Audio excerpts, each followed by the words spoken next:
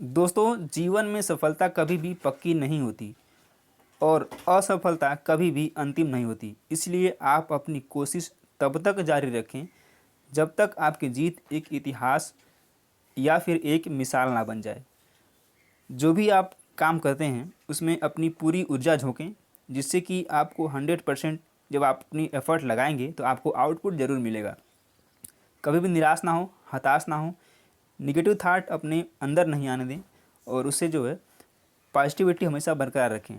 तो दोस्तों नमस्कार, स्वागत है आपका आज यूनिवर्स क्लासेज में। कैसे आप सभी? आई होप आप शानदार होंगे और आपकी तैयारी बिल्कुल शानदार तरीके से, धारदार तरीके से चल रही होगी। चलिए आज बात करते हैं टीजीटी और पीजीटी एलटी ग्रेड के लिए भूगोल की प्रैक्टिस सेट की, जो कि रोज़ सुबह 10 बजे होती है। तो आप सुबह 10 बजे ज़रूर विजिट करें और प्रैक्टिस सेट को फॉलो करके आप अपनी तैयारी को सुनिश्चित करें और तैयारी अच्छी करें। यदि आपको कंप्लीट प्लेलिस्ट फॉलो करनी है तो आपको डिस्क्रिप्शन में और कमेंट बॉक्स में पिन किया हुआ आपको एक लिंक मिलेगा, जहां से आप टीजीटी, पीजीटी और एलटी ग्रेड के लिए पूरी की पूरी प्लेलिस्ट फॉलो करके आप कंप्लीट तैयारी अपनी कर सकते हैं। तो चलिए देखते हैं आज के इस महत्वपूर्ण सेशन में। उससे पहले आपसे एक रिक्वेस्ट है कि यदि आप चैनल पर पहली बार विजिट कर रहे हैं तो सब्सक्राइब जरूर करें, बेल आइकन प्रेस करें, जिससे कि आपको नोटिफिकेशन मिल पाए समय पर और आप अपनी समय पर प्रैक्टिस कर पाएँ। चलिए देखते हैं महत्वपूर्ण सेशन में। पहला क्वेश्चन लेते हैं। किसने कहा है कि वनस्पति जलवायु का सही मापदंड है? थानथ्वेट, कोपेन, स्टाम्प या फिर ट्रिवार्थन ने? तो यह कहा है कोपेन ने। बी ऑप्शन करेक्ट हो जाएगा। निम्न में से कौन गतिज है? विषुवत रेखी निम्न वायुदाब पेटी, उपोष्ण कटिबंधी उच्च वायुदाब पेटी, ध्रुवीय उच्च दाब या फिर इनमें से कोई नहीं? तो क्या है, पूछा क्या गया है? पूछा गया है निम्न में से कौन गतिज है? तो जो उपोष्ण कटिबंधी उच्च वायुदाब पेटी है वही गतिज है। बी ऑप्शन बिल्कुल करेक्ट हो जाएगा। पृथ्वी पर एकमात्र वास्तविक रूप से अनवरत दाब कटिबंध है दक्षिणी गोलार्ध उपोष्ण उच्च, उत्तरी गोलार्ध उपोष्ण उच्च, विषुवती निम्न या फिर दक्षिणी गोलार्ध में उपध्रुवी निम्न। तो कौन सा है एकमात्र दाब कटिबंध? वो है दक्षिणी गोलार्ध में उपध्रुवी निम्न। आग्नेय चट्टानों के संबंध में निम्न दिए गए निम्नलिखित कथनों पर विचार करना है। ये चट्टानें रवेदार होती हैं, इसमें जीवाश्म नहीं पाए जाते हैं, ग्रेनाइट एक आग्नेय चट्टान है। उपयुक्त दिए गए कथनों में से सत्य कथन का चुनाव करना है। सभी कथन सही हैं, 1 और 2 सही हैं, 2 और 3 सही हैं, या फिर 1 और 2 सही हैं। इसमें बताना है सही कौन सा है। तो आग्नेय चट्टान का निर्माण पिघले हुए मैग्मा एवं लावा के ठंडा होने एवं जमने के फलस्वरूप होता है। फिर से सुनिए, आग्नेय चट्टान जो निर्माण होता है वो मैग्मा एवं लावा के ठंडा होने एवं जमने के उपरांत होता है। और आग्नेय चट्टान रवेदार एवं दानेदार होती हैं, परंतु आग्नेय चट्टान में परतें एवं जीवाश्म नहीं पाए जाते हैं। इसमें जीवाश्म और परत नहीं पाए जाते हैं, रवेदार और दानेदार होती हैं।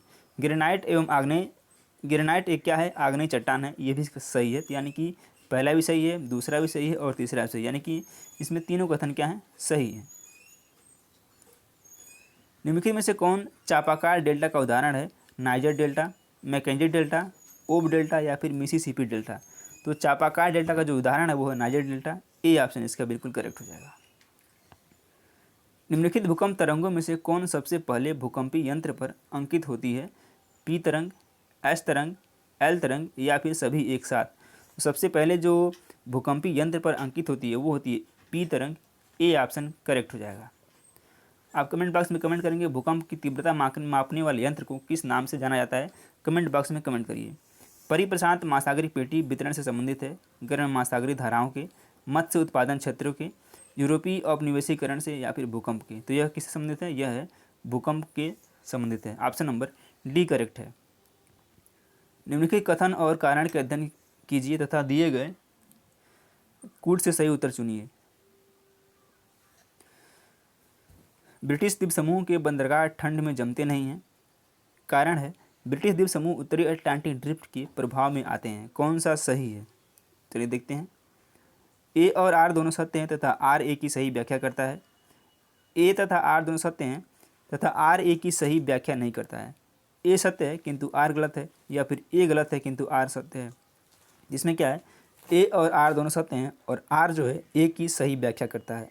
ए ऑप्शन इसका बिल्कुल करेक्ट हो जाएगा। सॉरी। अगला क्वेश्चन लेते हैं। निम्नलिखित में से उनके आकार के अनुसार बढ़ते क्रम में महासागरों का कौन सा क्रम सही है? हिंद, आर्कटिक, अटलांटिक, प्रशांत। आर्कटिक, हिंद, अटलांटिक या फिर प्रशांत। प्रशांत, अटलांटिक, हिंद और आर्कटिक। तो जो कौन सा क्रम सही है बढ़ते क्रम में? आर्कटिक, हिंद, अटलांटिक और प्रशांत। बी ऑप्शन इसका बिल्कुल करेक्ट आंसर है। प्रवाल भित्ति के निर्माण से संबंधित अवतरण के सिद्धांत के प्रतिपादक कौन थे? मरे, आगासीज, सेम्पर या फिर डार्विन। तो कौन थे? ये थे डार्विन। डी ऑप्शन इसका बिल्कुल करेक्ट हो जाएगा।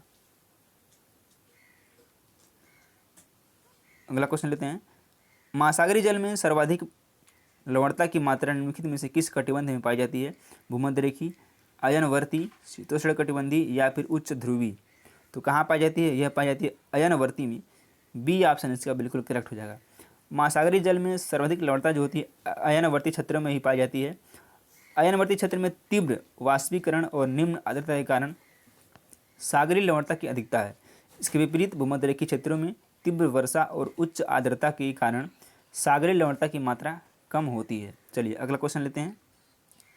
जिस दिन सूर्य पृथ्वी के सबसे निकट होता है उसे कहा जाता है ऑफशोर यानी कि अफेलियन, उपसौर यानी कि पेरीहेलियन, अपभू या फिर उपभू। तो जिस दिन पृथ्वी के सर्वाधिक निकट होता है सूर्य उसे बोलते हैं उपसौर यानी कि बी ऑप्शन करेक्ट है, जिसे पेरीहेलियन बोलते हैं। ये होता है 3 जनवरी को। और जिस दिन सबसे दूर होता है उसे बोलते हैं अपसौर, ये होता है 4 जुलाई को। ये याद रखेंगे आप, इंपॉर्टेंट क्वेश्चन है, कई बार टीजीटी और पीजीटी में पूछा गया है। तो जब दूर होगा यानी कि सबसे पहले आप याद रखेंगे कि उपसौर यानी कि समीप वाला कब होता है? 3 जनवरी को। सबसे पहले 3 जनवरी आता है और दूर, इसके बाद दूर आएगा 4 जुलाई, तो 4 जुलाई को दूर रहेगा। चलिए अगला क्वेश्चन लेते हैं। ग्रहाणु परिकल्पना किसने प्रस्तुत किया था? थॉमस चैम्बरलिन और फॉरेस्ट मोल्टन ने, जेम्स जीन और चैम्बरलिन ने, ऑटो स्टिग्लर और फॉरेस्ट मोल्टन ने, या फिर विलियम मैककरी और थॉमस चैम्बरलिन ने। तो किसने किया था? थॉमस चैम्बरलिन और फॉरेस्ट मोल्टन ने। ए ऑप्शन बिल्कुल करेक्ट हो जाएगा। 21 मार्च और 23 सितंबर को उच्चतम सूर्यताप प्राप्त होता है कर्क रेखा पर, भूमध्य रेखा पर, मकर रेखा पर या फिर उपयुक्त सभी पर। तो ये कहाँ होता है? यह होता है भूमध्य रेखा पर। ऑप्शन नंबर बी बिल्कुल करेक्ट हो जाएगा। मध्य प्रशांत महासागर से गुजरने वाली अंतर्राष्ट्रीय तिथि से रेखा सामान्यतः कितने डिग्री का अनुसरण करती है? 180 डिग्री देशांतर, 0 डिग्री देशांतर, 40 डिग्री पश्चिमी देशांतर या फिर 90 डिग्री देशांतर। तो ये कितना करती है? 180 डिग्री देशांतर का अनुसरण करती है। ए ऑप्शन इसका बिल्कुल सही आंसर है।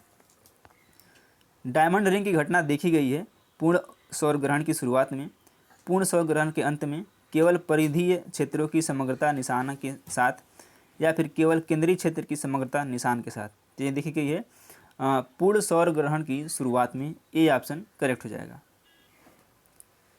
पिछले 2 दशकों से कौन सा महाद्वीप अधिकतम जनसंख्या वृद्धि दर दर्शा रहा है? यूरोप, एशिया, अफ्रीका या फिर दक्षिण अमेरिका। तो कौन सा दर्शा रहा है? अफ्रीका दर्शा रहा है। सी ऑप्शन करेक्ट हो जाएगा। निम्नलिखित मानकों में से कौन मानव प्रजाति के वर्गीकरण में प्रयुक्त नहीं होता है? आँखें, नाक, कान या फिर बाल या केश।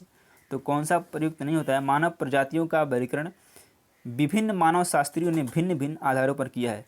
मानव प्रजातियों के वर्गीकरण के लिए प्रमुख आधार हैं शरीर का कद, कपाल का आधार, बालों की बनावट, नासिका की आकृति, कपालधारिता, रंग या वर्ण, मुखाकृति एवं अन्य लक्षण मानव प्रजातियों के वर्गीकरण कान के आधार नहीं बनाए, यानी कि मुखाकृति और कान नहीं बनाए गए हैं, यानी कि सी ऑप्शन करेक्ट हो जाएगा। निम्नलिखित में से कौन सी जनजाति पशुचारण से संबंधित है? मसाई, एस्किमो, पिग्मी या फिर बुशमैन। तो पशुचारण से जो रिलेटेड है वो है मसाई। ए ऑप्शन इसका बिल्कुल करेक्ट हो जाएगा। और यह पूर्वी अफ्रीका की उच्च भूमि पर रहते हैं, यानी कि पूर्वी अफ्रीका में ये पाए जाते हैं। कौन विद्वान जलवायु को ही मानव संस्कृति का कारक और घोतक बताया है? विडाल डीला ब्लास, हटिंगटन, सैम्पुल या फिर हार्टसोन। तो यह बताया हटिंगटन ने। डी ऑप्शन इसका बिल्कुल करेक्ट है। निम्नलिखित फ्रांसीसी भूगोलविदों में किसने मानव भूगोल में संभववादी विचारधारा को सर्वप्रथम स्वीकार किया था? ब्लास, ब्रून्स, सोरे या फिर डिमांजिया ने। तो किसने किया था स्वीकार सबसे पहले? यह क्या था? ब्लास ने। ऑप्शन नंबर ए इसका बिल्कुल करेक्ट आंसर है। एक तरफ दिया जनजाति और एक तरफ दिया क्षेत्र, कौन से जनजाति किस क्षेत्र में रहती है उसको मिलाना है। पिग्मी, पिग्मी कहाँ रहते हैं, ये रहते हैं कांगो बेसिन में। मसाई, तो मसाई पाए जाते हैं केन्या एवं तंजानिया में। टूटसिम, टूटसिम पाए जाते हैं मध्य अफ्रीका में। और बुशमैन कालाहारी मरुस्थल। ए का 2, बी का 3, ए का 2, बी का 3, ऑप्शन नंबर बी में दिया गया है और ये बी ही इसका बिल्कुल करेक्ट आंसर है। छत्तीसगढ़ में कोरबा का महत्व क्या है, एल्युमिनियम उद्योग के कारण, तांबा धातु के कारण, अभ्रक के कारण या फिर इस्पात उद्योग के कारण। तो इसका जो महत्व है वो है एल्युमिनियम उद्योग के कारण, ऑप्शन नंबर ए इसका बिल्कुल करेक्ट आंसर है। भारत और पाकिस्तान के बीच सीमा का निर्धारण किस समझौते के आधार पर किया गया था, रेडक्लिफ, मैकमोहन, डूरंड या फिर कर्जन। तो यह किया गया था रेडक्लिफ के द्वारा, ऑप्शन नंबर ए करेक्ट हो जाएगा। आप कमेंट बॉक्स में कमेंट करेंगे भारत और चीन के बीच की रेखा का नाम क्या है। सुमिलित करना एक तरफ दिया है मृदा का क्षेत्र, मृदा और एक तरफ दिया है उसका क्षेत्र, तो कौन सा जो है सुमिलित है इसमें बताना है आपको है। तो जो लाल मृदा है उसका क्षेत्र कितना है,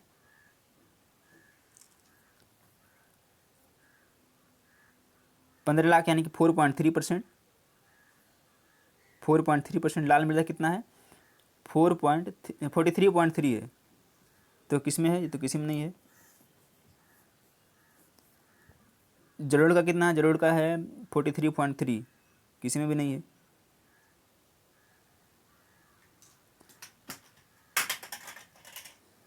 लाल का है 1.85, 18.8%। इसका जो करेक्ट आंसर हो जाएगा वो हो जाएगा आपका सी हो जाएगा। आप इसको मैच कर लीजिएगा और कमेंट बॉक्स में कमेंट करिएगा। निम्नलिखित में से किस नदी का उद्गम स्थल भारत में है, सिंधु, सतलज, ब्रह्मपुत्र या फिर ब्यास। तो किसका है, ब्यास का है, डी ऑप्शन करेक्ट है। 110 डिग्री चैनल द्वारा विभाजित द्वीप समूह है, अमीनी द्वीप व मिनिकॉय द्वीप, मिनिकॉय द्वीप व काना मोरे द्वीप, अमीनी द्वीप व काना मोरे द्वीप या फिर ग्रेट निकोबार व लिटिल निकोबार द्वीप। तो कौन सा है, यह है आपका अमीनी द्वीप व काना मोरे द्वीप, सी ऑप्शन इसका बिल्कुल करेक्ट है। पश्चिमी विक्षोभ के संदर्भ में निम्नलिखित कथनों में से कौन सही है, भारतीय उपमहाद्वीप में इनका आगमन शीत ऋतु के दौरान होता है, इन विभागों की उत्पत्ति भूमध्य सागर में होती है। तो कौन सा करेक्ट है, केवल एक, केवल दो, एक और दोनों या फिर दोनों सही नहीं है। तो कौन सा है, दोनों सही नहीं है, डी ऑप्शन करेक्ट है। म्यांमार के साथ भारत के कितने राज्यों की सीमा साझा होती है, 2, 3, 4 या फिर 5।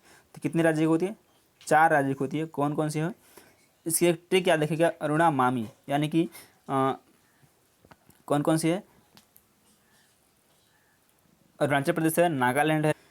ट्रक खेती एक विशेष प्रकार की खेती होती है, चाय की, ट्रकों की, गेहूं की या फिर सब्जियों की। जो तो ट्रक खेती जो होती है वह होती है आपके सब्जियों की एक विशेष प्रकार की खेती।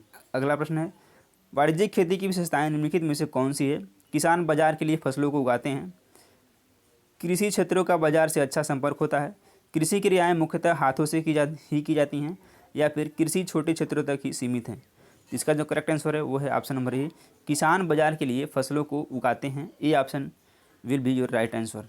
अगला प्रश्न, तृतीयक आर्थिक क्रियाओं से में सम्मिलित किया जाता है, कृषि, निर्माण, सेवाएं या फिर व्यापार। तो तृतीयक आर्थिक क्रियाओं में क्या क्या सम्मिलित किया जाता है ये आपको बताना है। तो ये क्या जाता है 3 और 4 को, यानी कि सेवाएं और व्यापार को, ऑप्शन नंबर ए बिल्कुल करेक्ट है। निम्नलिखित में से कौन सा सही नहीं है, एस्किमो, इग्लू, खिरगिज, यूर्त, मसाई, क्राल या फिर बद्दू, किबीटिका। तो कौन सा सही नहीं है ये आपको बताना है। आप बता सकते हैं एस्किमो क्या इग्लू से संबंधित है। तो इसका जो करेक्ट आंसर हो जाएगा वो हो जाएगा डी, बद्दू किबीटिका संबंधित नहीं है, बल्कि जो है इग्लू एस्किमो द्वारा बर्फ से बनाया गया अर्धगोलाकार आवास है। ये एस्किमो है, इनकी आवास दिया गया है। इग्लू एस्किमो बनाते हैं, खिरगिज जो है यूर्त बनाते हैं और यह मध्य एशिया के खिरगिज द्वारा बनाया जाता है। और जो मसाई हैं वो क्रालमुख बनाते हैं, जबकि चलिए अगला प्रश्न लेते हैं। तो इसका आंसर है ऑप्शन नंबर डी, बद्दू। अगला प्रश्न है, यूरोप का प्रमुख मत्स्यन क्षेत्र डांगर बैंक कहाँ अवस्थित है, बाल्टिक सागर में, इंग्लिश चैनल, उत्तरी सागर या फिर नॉर्वेजियन सागर में। तो कहाँ स्थित है, यह स्थित है आपके उत्तरी सागर में, ऑप्शन नंबर सी बिल्कुल करेक्ट है। क्रीवायरांग का प्रसिद्ध लौह अयस्क क्षेत्र स्थित है रूस में, बेलारूस में, यूक्रेन में या फिर कजाकिस्तान में। तो यह कहाँ स्थित है? यह स्थित है यूक्रेन में। सी ऑप्शन बिल्कुल करेक्ट है। यूक्रेन किससे जुड़ा हुआ था अभी रिसेंटली विवादों से? तो आप कमेंट करके बताएंगे किससे किससे विवाद हो रहा था यूक्रेन का। अगला प्रश्न है, जनगणना 2011 के आंकड़े के अनुसार भारत में पुरुष और महिला साक्षरता दर का अंतराल कितना है? 16.38, 16.68 या फिर 17.38 और चौथा है 16.68%। तो इसमें महिला और पुरुषों का जो अंतराल है साक्षरता का कितना है ये आपको बताना है। तो ये जो है 16.68% का अंतराल है। निम्नलिखित द्वीपों के युग्मों में से कौन सा एक 10 अंश जलमार्ग द्वारा आपस में पृथक किया जाता है? अंडमान एवं निकोबार, निकोबार एवं सुमात्रा, मालदीव एवं लक्षद्वीप, सुमात्रा एवं जावा। तो कौन कहता है? ये कहता है अंडमान और Nicobar. Option number A correct हो जाएगा। विश्व प्रसिद्ध कांगड़ा एवं कुल्लू घाटी स्थित है? महान हिमालय में, शिवालिक हिमालय में, ट्रांस हिमालय में या फिर मध्य हिमालय या लघु हिमालय में। तो ये कहाँ स्थित है? ये मध्य हिमालय तथा मध्य हिमालय या लघु हिमालय में स्थित है। डी ऑप्शन इसका बिल्कुल सत्य है। नदियों का तथा सहायक नदियों का निम्नलिखित में से कौन सा युग्म सुमेलित नहीं है? नहीं है पूछा है। गोदावरी, इंद्रावती, गंगा, पेनगंगा, कृष्णा, भीमा या फिर डी लूना और सुकरी। तो कौन सा सुमेलित नहीं है? ये गंगा और पेनगंगा सुमेलित नहीं है, बाकी तीनों सुमेलित हैं। किसी झील के चारों ओर बसा गांव किस प्रतिरूप में आएगा? अरिय, निहारिका, नाभिकी या फिर तारा। तो यह आएगा निहारिका प्रतिरूप में। बी ऑप्शन करेक्ट है। कारागंडा कोयला क्षेत्र अवस्थित है फ्रांस में, कजाकिस्तान में, संयुक्त राज्य अमेरिका में या फिर चीन में। यह स्थित है कजाकिस्तान में। बी ऑप्शन इसका बिल्कुल करेक्ट हो जाएगा। गन्ने के विकास के लिए उपयुक्त तापमान की सीमा कितनी होनी चाहिए? 31 से 37 डिग्री, 21 से 27 डिग्री या फिर 15 से 20 डिग्री और चौथा है 16 से 21 डिग्री। तो यह होना चाहिए 21 से 27 डिग्री बीच में। बी ऑप्शन बिल्कुल करेक्ट हो जाएगा। टेलीग्राफ पठार स्थित है उत्तरी प्रशांत महासागर में, उत्तरी अंध महासागर में जिसको अटलांटिक महासागर बोलते हैं, दक्षिणी अंध महासागर में या फिर दक्षिणी हिंद महासागर में।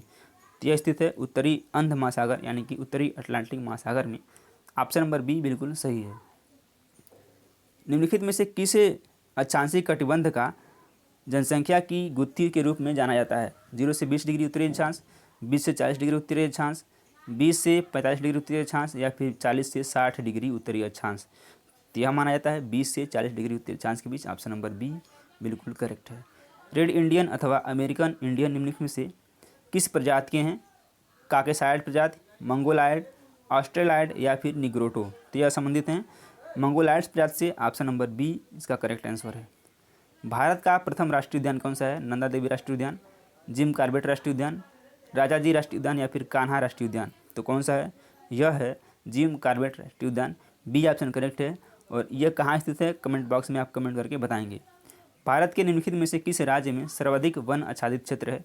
राजस्थान, अरुणाचल प्रदेश, मध्य प्रदेश या फिर महाराष्ट्र में। तो कहाँ है? ये है मध्य प्रदेश में। ऑप्शन नंबर बी बिल्कुल करेक्ट है। स्थानांतरित खेती की अनिवार्य विशेषता क्या है? फसलों की सघनता, खेतों का चक्र, एकल फसल, दोहरी फसल। तो स्थानांतरित खेती की अनिवार्य जो विशेषता है वो है ऑप्शन नंबर बी खेतों का चक्र।